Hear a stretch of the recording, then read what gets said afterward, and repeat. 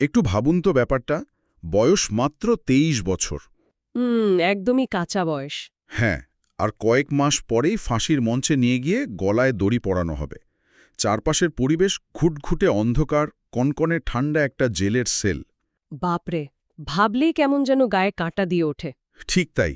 আর ঠিক সেই সময়ে একজন পদস্থ পুলিশ অফিসার এসে খুব সাধারণ একটা পরামর্শ দিলেন। বললেন, অন্তত দিনে ২ বার ভগবানের কাছে প্রার্থনা করো, শেষ সময়টা মনে একটু শান্তি পাবে। খুব স্বাভাবিক একটা কথা। মানে মৃত্যুর মুখে দাঁড়িয়ে তো মানুষ এটাই করে। একদম। আমাদের মতো সাধারণ রক্তমাংসের মানুষ হলে হয়তো সেই মুহূর্ত ভয়ে ভেঙে পড়তাম, কোনো একটা অলৌকিক শক্তির কাছে আত্মসমর্পণ করতাম। কিন্তু সেই ২৩ বছরের তরুণ ফাঁসির মঞ্চের দিকে তাকিয়ে এক চরম শূন্যতাকে বেছে নিলেন। মৃত্যুকে আলিঙ্গন করার জন্য কোনো আরামদায়ক মিথ্যের আশ্রয় নিলেন না। আর এই যে চরম শূন্যতাকে বেছে নেওয়া, কোনো কাল্পনিক সান্ত্বনা ছাড়া নিজের আসন্ন মৃত্যুকে চোখের সামনে দেখা, এটাই আজকের আমাদের এই গভীর আলোচনার মূল বিষয়। রাইট। আমরা কথা বলছি ভারতবর্ষের ইতিহাসের অন্যতম শক্তিশালী আর মনস্তাত্ত্বিক একটা দলিল নিয়ে। ১৯৩০ সালের ৫ এবং ৬ অক্টোবর লাহোর জেলে বসে ফাঁসির প্রতীক্ষায় থাকা ভগৎ সিং লিখেছিলেন তার বিখ্যাত প্রবন্ধ আমি কেন নাস্তিক, বা why I am an atheist. হ্যাঁ, তবে এই মূল আলোচনায় ঢোকার ঠিক আগেই একটা কথা একটু পরিষ্কার করে নেওয়া ভালো। ও হ্যাঁ, ওই ডিসক্লেমারটা। একদম। কারণ আমরা এমন একটা ঐতিহাসিক লেখা নিয়ে কথা বলছি যেখানে ধর্ম, ঈশ্বর, কর্মফল বা তৎকালীন সমাজ ব্যবস্থা নিয়ে বেশ কিছু কড়া সমালোচনা আছে। আমরা কিন্তু এখানে বসে কোনো নির্দিষ্ট ধর্মীয় বিশ্বাস বা রাজনৈতিক মতাদর্শকে সমর্থন করছি না বা তার প্রচারও করছি না। একদমই না, আমাদের উদ্দেশ্য সেটা নয়। আমাদের ফোকাসটা হলো একজন তরুণের মাথার ভেতরকার মনস্তত্ত্ব বোঝা। মৃত্যুর ঠিক আগে একটা মানুষ কতটা যুক্তিনির্ভর হতে পারে সেটা দেখা। ঠিক, তার নিজের লেখা থেকেই সেই অন্তর্দ্বন্দ্ব আর যুক্তিগুলোকে একদম নিরপেক্ষভাবে যারা শুনছেন তাদের সামনে তুলে ধরাই আমাদের লক্ষ্য। তো এই যে স্রোতের বিপরীতে হাঁটা, ধরুন আমাদের দৈনন্দিন জীবনেও কিন্তু এটা খুব দেখা যায়। কোনো পারিবারিক আলোচনায় কেউ একজন যদি বহুদিনের পুরনো কোনো প্রথা বা বিশ্বাস নিয়ে যৌক্তিক প্রশ্ন তোলে, তাকে কিন্তু কেউ যুক্তি দিয়ে বোঝায় না। না, উল্টে সমাজ খুব সহজেই বলে দেয় যে ছেলেটার বা মেয়েটার বড্ড অহংকার হয়েছে বা বেশি পেকে গেছে। ঠিক এই উপমাটাই আমি খুঁজছিলাম। ভগৎ সিংয়ের ক্ষেত্রেও কি ঠিক এই জিনিসটাই হয়েছিল? মানে তাকে কি অহংকারী তকমা দেওয়া হয়েছিল? একদম, এই অভিযোগটার মুখেই তিনি পড়েছিলেন। মানে প্রবন্ধের শুরুতেই তিনি এই বিষয়টা নিয়ে কথা বলেছেন। দিল্লি অ্যাসেম্বলিতে বোমা ফেলা আর লাহোর ষড়যন্ত্র মামলার পর ভগৎ সিং তখন পুরো ভারতবর্ষে এক কথায় সুপারস্টার। মানে রাতারাতি হিরো হয়ে গেছেন তখন? হ্যাঁ, তার জনপ্রিয়তা তখন আকাশ ছোঁয়া। আর ঠিক এই সময়ে তার কিছু পুরনো বন্ধু, যাদের সাথে হয়তো তার মতাদর্শগত কিছু অমিল হচ্ছিল, তারা বলতে শুরু করলেন যে খ্যাতি ভগৎ সিংয়ের মাথা ঘুরিয়ে দিয়েছে। আচ্ছা। তারা বলছিলেন যে তিনি নাকি খুব ডিকটেটর বা একনায়কের মতো আচরণ করছেন, আর এই নিছক অহংকার বা ভ্যানিটি থেকেই তিনি নাকি ঈশ্বরকে অস্বীকার করছেন। দাঁড়ান দাঁড়ান, আমার এখানে একটা দারুণ খটকা লাগছে। এটা তো খুব অদ্ভুত একটা যুক্তি। আমি যদি তর্কের খাতিরে ধরেও নিই যে একজন মানুষ প্রচণ্ড অহংকারী, তার ইগো আকাশ ছোঁয়া, হুম তাহলে তো তার সাইকোলজি অন্যরকম হওয়ার কথা।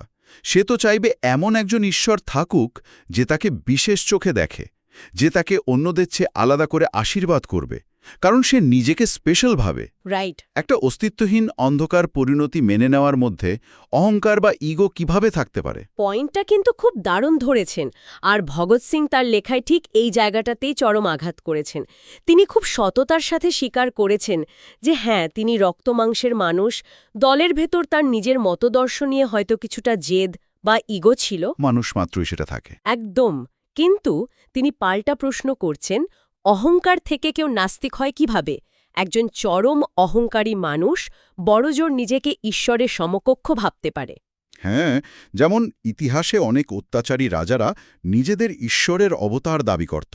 ঠিক তাই, অথবা সরাসরি ঈশ্বর দাবি করত। কিন্তু এই দুটো ক্ষেত্রেই আপনি খেয়াল করে দেখুন, সেই অহংকারী মানুষটা কিন্তু কোনো না কোনো অতি প্রাকৃত বা সুপারন্যাচারাল শক্তির অস্তিত্ব শেষ পর্যন্ত স্বীকার করে নিচ্ছে। তার মানে সে তখনও টেকনিক্যালি একজন আস্তিক। একদম তাই। ঈশ্বরের অস্তিত্ব পুরোপুরি অস্বীকার করা মানে এই বিশাল মহাবিশ্বের কোনো নিয়ন্ত্রক নেই, এই নির্মম সত্যটাকে মেনে নেওয়া কখনোই ইগো বা ভ্যানিটি থেকে আসতে পারে না।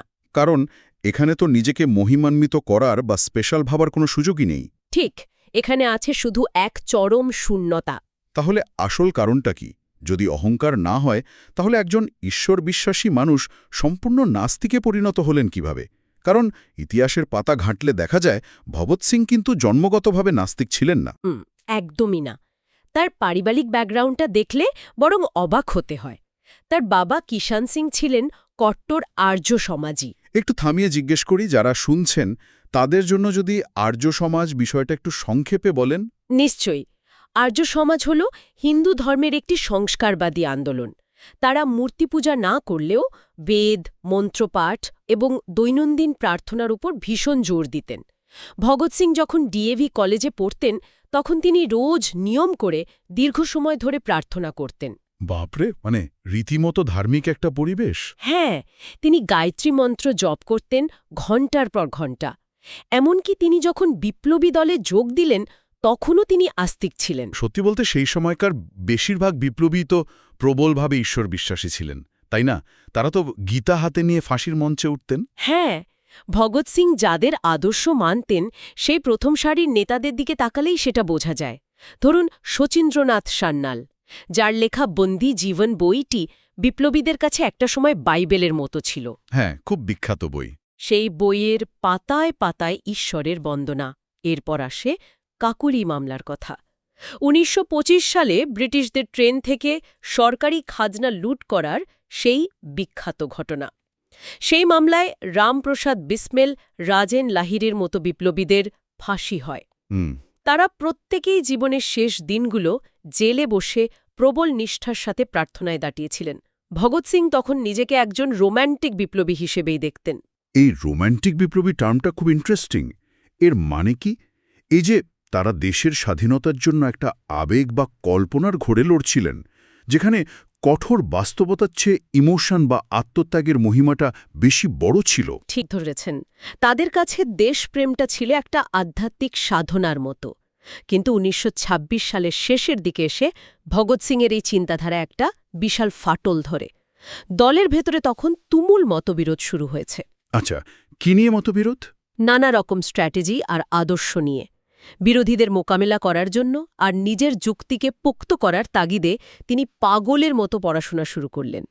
কি ধরনের পড়াশোনা? তিনি Karl Marx, Lenin, Trotsky, Mikhail বাকুনিনের মতো সমাজতান্ত্রিক চিন্তাবিদদের বই পড়তে শুরু করেন। পাশাপাশি পড়েন চার্লস ডারউইনের বিবর্তনবাদ। মানে পুরো সায়েন্টিফিক আর পলিটিক্যাল থিওরি। একদম। এই বইগুলো তার চিন্তার জগৎকে পুরো উল্টে দেয়। তিনি বুঝতে পারেন শুধু আবেগ দিয়ে বা অলৌকিক কিছুর ভরসায় বসে থেকে একটা বিশাল সাম্রাজ্যের বিরুদ্ধে লড়াই করা যাবে না। লড়াইটা হতে হবে বস্তুবাদী, বৈজ্ঞানিক এবং সমাজতাত্ত্বিক। এই চিন্তার বিবর্তনের ব্যাপারটা আমার কাছে একটা পুরনো সোয়েটারের মতো লাগছে। পুরনো সোয়েটার মানে? ওই যে ধরুন ছোটবেলার অন্ধবিশ্বাস, আর্য সমাজের মন্ত্র, এগুলো দিয়ে বোনা একটা সোয়েটার।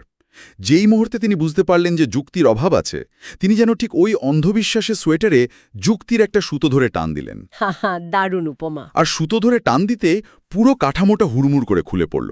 রোম্যান্টিসিজমের জায়গা নিল কঠোর বাস্তবতা। চমৎকার বলেছেন। ঠিক এটাই ঘটেছিল। কিন্তু লাইব্রেরিতে বসে মার্কস লেনিন পড়ে যুক্তিবাদী হওয়া এক জিনিস, আর ফাঁসির সেলে মৃত্যুর দিন গুনতে গুনতে সেই নাস্তিকতায় অটুট থাকা, সেটা তো সম্পূর্ণ অন্য লেভেলের একটা মনস্তাত্ত্বিক লড়াই। সেটাই তো আসল পরীক্ষা। সেই সময় জেলের ভেতরের পরিস্থিতিটা ঠিক কেমন ছিল? সময়টা ১৯২৭ সালের মে মাস। ভগৎ সিং প্রথমবার গ্রেফতার হলেন। পুলিশের বড় কর্তা মিস্টার নিউম্যান তাকে চরম মানসিক চাপে ফেলার একটা খেলা শুরু করলেন। সাইকোলজিক্যাল ওয়ারফেয়ার যাকে বলে। ঠিক তাই। নিউম্যান প্রস্তাব দিলেন যে তুমি যদি কাকরি মামলা আর দোষেরা বোমা হামলা নিয়ে সব তথ্য আমাদের দিয়ে দাও, তাহলে তোমাকে ছেড়ে দেওয়া হবে, আর না দিলে সোজা ফাঁসি। মানে একদিকে নিশ্চিত জীবন, অন্যদিকে নিশ্চিত মৃত্যু, একটা অসম্ভব মানসিক চাপ। শুধু তাই নয়, জেলির ভেতরে কিছু পুলিশ অফিসার তাকে এসে রোজ বলতেন, অন্তত দিনে দুবার প্রার্থনা করো, তোমার তো সময় শেষ হয়ে আসছে। এটা ছিল ভগৎ সিংয়ের নিজের মনের সাথে এক প্রবল যুদ্ধ। আমি ঠিক এই জায়গাটাতেই আপনাকে একটু থামাতে চাই। কার্ল মার্কস বলেছিলেন ধর্ম হল সাধারণ মানুষের জন্য ওপিয়েট বা আফিম।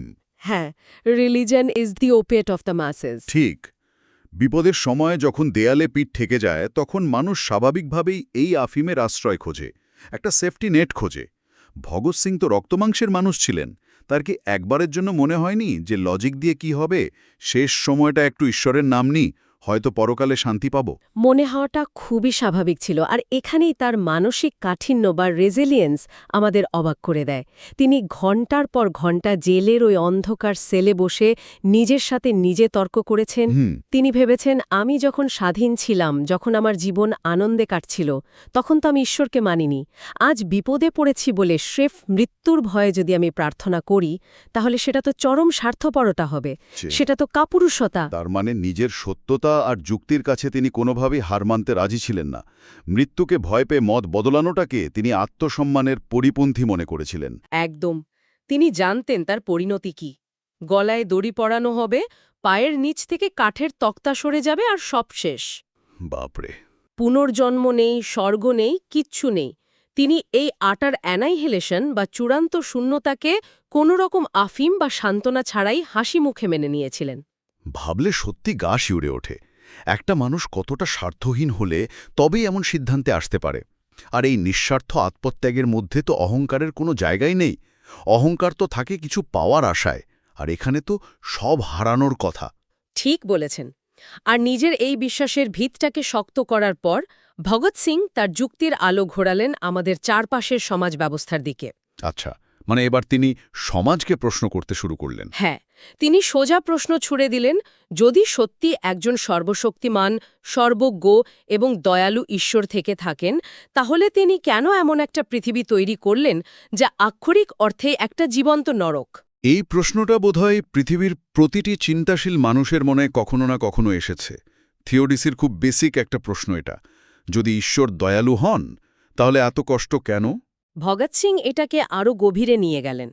তিনি ঈশ্বরের সাথে তুলনা করলেন রোম পোড়ানো নিরো বা চেঙ্গিস খানের। বাপরে! সে তো চরম নিষ্ঠুরতার উদাহরণ। হ্যাঁ, কিন্তু তিনি বলছেন, নিরো বা চেঙ্গিস খান তো সামান্য কয়েকজন মানুষকে মেরে আনন্দ পেয়েছিল। তাদের নিষ্ঠুরতার একটা সীমা ছিল।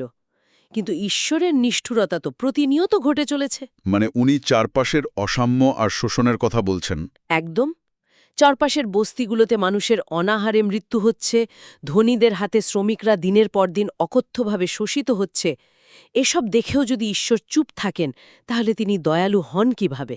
আর যদি ঈশ্বর সব জেনে শুনেও কিছু না করেন, তাহলে তো তিনি অপরাধের সহযোগী। এই জায়গায় এসে হিন্দু ধর্মের কর্মফল বা পুনর্জন্মের তত্ত্বটাকে তিনি কিভাবে ব্যাখ্যা করেছেন। কারণ আমাদের সমাজে তো একটা কথা খুব চালু আছে, যে যেমন কর্ম করবে তেমন ফল পাবে। ভগৎ সিং এই তত্ত্বটাকে তীব্র আক্রমণ করেছেন। তার মতে এই কর্মফলের ধারণাটা হলো শোষক শ্রেণীর তৈরি করা একটা মাস্টারপিস। উচ্চবর্ণ এবং পুঁজিপতিরা নিজেদের ক্ষমতা আর ধনসম্পদ কুক্ষিগত করে রাখার জন্যই এই তত্ত্বগুলো সমাজে আবিষ্কার করেছে। এটা আমার কাছে অনেকটা একটা সাজানো ক্যাসিনো বা কারচুপির খেলার মতো মনে হয়। কারচুপির খেলা মানে? ধরুন এমন একটা খেলা চলছে যেখানে প্রভাবশালীদের জয় আগে থেকেই নিশ্চিত করে রাখা হয়েছে, আর যারা হারছে, যারা গরিব খেটে খাওয়া মানুষ, তাদের বলা হচ্ছে তুমি হেরেছ কারণ তোমার নিয়তিই এমন, এটা তোমার পূর্বজন্মের পাপের ফল। একদম পারফেক্ট উপমা। তাই এই জন্মটা চুপচাপ কষ্ট সহ্য করে যাও, পরের জন্মে সব ঠিক হয়ে যাবে। ভগৎ সিংও ঠিক এই কথাটাই বোঝাতে চেয়েছেন। তিনি এখানে আপটন সিনক্লেয়ারকে উদ্ধৃত করেছেন। আপটন সিনক্লেয়ার ছিলেন একজন আমেরিকান লেখক, যিনি তার লেখায় খুব সুন্দরভাবে দেখিয়েছিলেন যে কিভাবে বিভিন্ন প্রতিষ্ঠান বা সমাজ ব্যবস্থা মানুষের মনে আত্মার অমরত্ব বা আফটার লাইফের লোভ দেখিয়ে তাদের বর্তমান জীবনটাকে লুটে নেয়। মানে পরকালের লোভ দেখিয়ে ইহকালটা দখল করে নেওয়া। ঠিক তাই। সিনক্লেয়ারের মতে মানুষকে একবার পরকালের লোভ দেখিয়ে দিলে তাদের সর্বস্ব কেড়ে নেওয়া খুব সহজ। কারণ তখন তো সেই মানুষটা আর এই পৃথিবীতে তার প্রতি হওয়া অন্যায়ের বিরুদ্ধে বিদ্রোহ করবে না। সে তো ভাববে, আরে এই জীবনটা তো মাত্র কদিনের, আসল মজা তো স্বর্গে। শোষকদের তো এর চেয়ে ভালো হাতিয়ার আর কিছু হতেই পারে না। একদম। ভগৎ সিং বলছেন, যদি মানুষকে বোঝানো যায় যে তার বর্তমানের দারিদ্র্য আসলে তার নিজেরই পূর্বজন্মের দোষ, তবে সে শোষকের বিরুদ্ধে দাঁড়ানোর সাহস চিরতরে হারিয়ে ফেলে। লজিকটা কিন্তু অকাট্য। হ্যাঁ, এই ধর্মীয় তত্ত্বগুলো আসলে সুবিধাপ্রাপ্ত বা প্রিভিলেজড শ্রেণীকে তাদের ক্ষমতা টিকিয়ে রাখতে একটা মনস্তাত্ত্বিক ঢাল হিসেবে সাহায্য করে। ধর্ম ও ঈশ্বর একসময় ধীরে ধীরে শোষক এবং স্বৈরাচারীদের সবচেয়ে বড় হাতিয়ারে পরিণত হয়েছে। তাহলে একটা বড় প্রশ্ন সামনে এসে দাঁড়ায়। যদি তর্কের খাতিরে ধরে নিই যে ঈশ্বর মানুষকে সৃষ্টি করেননি, তাহলে মানুষের মাথায় ঈশ্বরের ধারণাটা প্রথম এলো কোথা থেকে? কেউ তো একজন এটা শুরু করেছিল। হ্যাঁ, এর পেছনে নিশ্চয়ই কোনো মনস্তাত্ত্বিক কারণ আছে। আর এই প্রশ্নের উত্তর খুঁজতে ভগৎ সিং ডারউইনের বিবর্তনবাদের সাহায্য নিয়েছেন। আচ্ছা। তিনি বলছেন, এই মহাবিশ্ব বা মানুষের সৃষ্টি কোনো ঈশ্বরের ইচ্ছায় হয়নি।